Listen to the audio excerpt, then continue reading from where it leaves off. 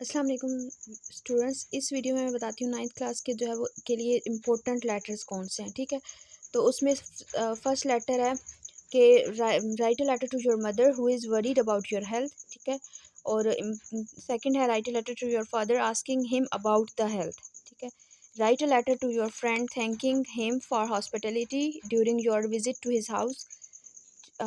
आगे फोर्थ है write a letter to your mother about the test you have just taken.